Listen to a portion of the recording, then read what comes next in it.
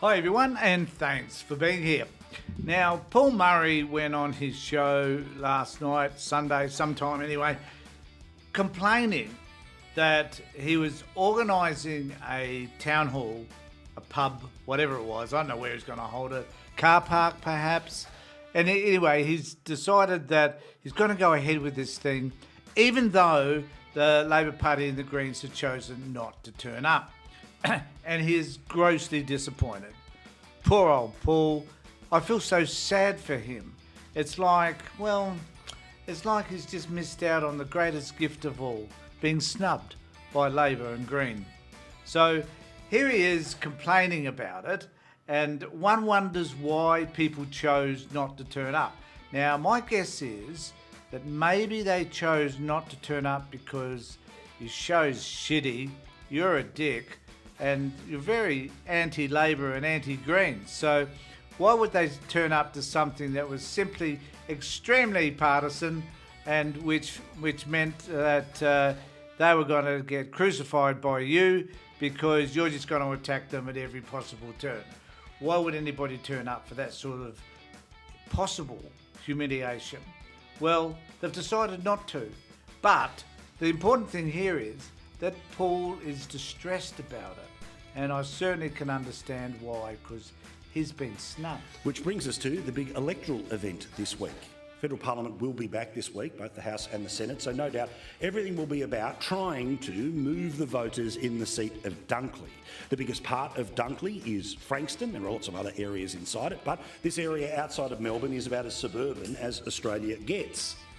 Which is why tomorrow night we will be doing a special edition of Paul Murray Live from Frankston in the heart of the Dunkley electorate. We are giving people the opportunity to ask whatever questions they want of the people who are seeking to be the next member.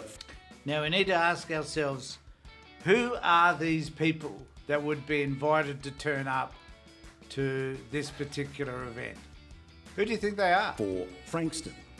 Now, the way this works is that the first 100 people who got in touch with us are the first 100 people to get a seat. Now, okay. So the people that are expected to turn up would be people that watch Paul Murray live. So, Paul Murray live, the pub test. Wow. And so my guess is that most of these people that are going to turn up would possibly be right-wing supporters or supporters of the Liberal Party at least. And certainly a lot of them would be hostile towards Labor. So why would you turn up? Well, Paul's confused by that. Now, of course, they're the viewers of this program, but we have done our best to make sure that these are people who live in the electorate. They will be voting. So what they've done is they've chosen a group of people who happen to watch Sky News, who happen to live in the electorate. Hardly a broad cross-section of the community, I would suggest. Yet the Labor Party and the Greens, at this moment in time, have told us that they don't wish to be there. Wonder why. So we will save them a seat, literally save them an empty chair. Because while they think that it's a game they don't need to play, it is a powerful statement about the arrogance they have to the very people who they are seeking to vote for them on Saturday. The very people who they claim. Remember, every time an election happens, I will rule for everyone, including the people who didn't vote for me. How often do you see that? Well, while we will leave the seat open, they know where we are, they've got our telephone number, they can turn up on the night, they can get in touch with us in the morning, they probably won't turn up. So, in other words, what I'm going to do is, because I would have humiliated them or attempted to humiliate them if they had turned up, so now I'm going to try and humiliate them if they don't. So this is an open-ended invitation to humiliation, whichever way you turn. Now, why in the hell would you turn up to a show like that? I have no idea. But a further reason as to why they wouldn't turn up is seen right here, and I'll play this for you as well. Well, the Dunkley by-election coming up this Saturday. This is crucial. We've got to get people out there to vote for the coalition. Hold on. Can I just make this one point? So we need to get people out to vote for the coalition.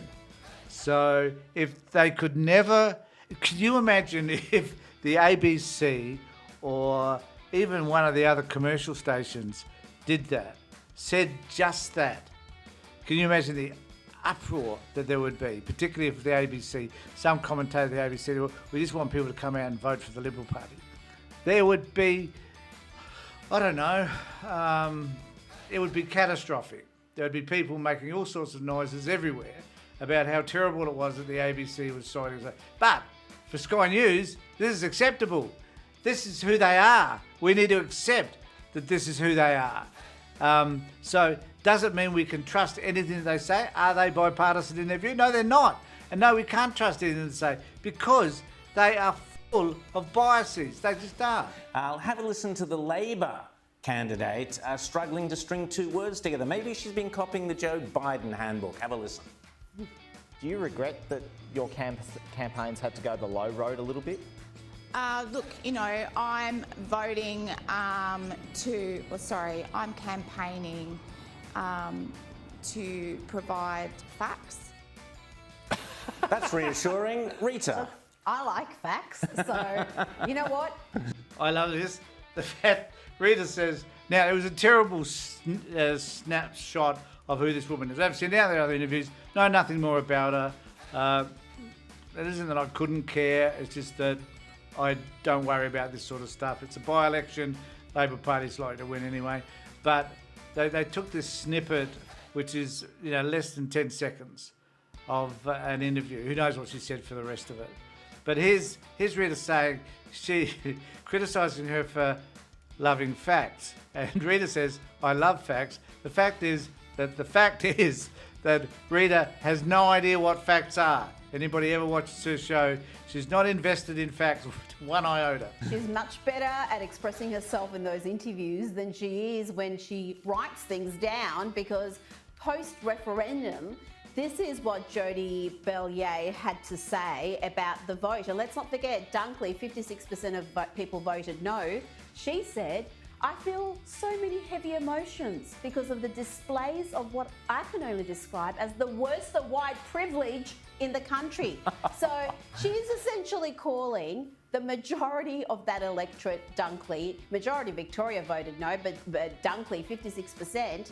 And if that's where she's at, the voters should be aware of that. There's been very little said about that.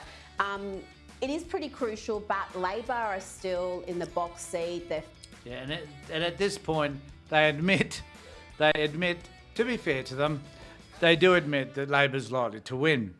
However, if you're asking them people to turn up to a pub test, as they call it, to have a discussion that's going to be open-ended and fair and honest, and there's a cross-section of the community, and you're inviting just those people that watch Paul Murray's show, 100 of them, to come along, then I can guarantee you it's not going to be fair. And it's not going to be good television, and it's not going to reach the audience that you'd want to reach. Had this discussion taken place at the ABC, on Q&A on a Monday night, or had even on a commercial network. The question is really who's interested in this. It's only a by-election. It's not a general election, so it's not that important. Who cares? Sky News care because it's an opportunity for them to flog the Liberal and National parties. So let me know what you think in the comments section below. Subscribe to my channel, ring the bell for further notifications, do what you need to do. In the meantime, let me know what you think of Paul Murray. I think he's a disgusting piece of shit, frankly, but nevertheless, this is who he is. He's on Sky News, where most of the crap seems to fall.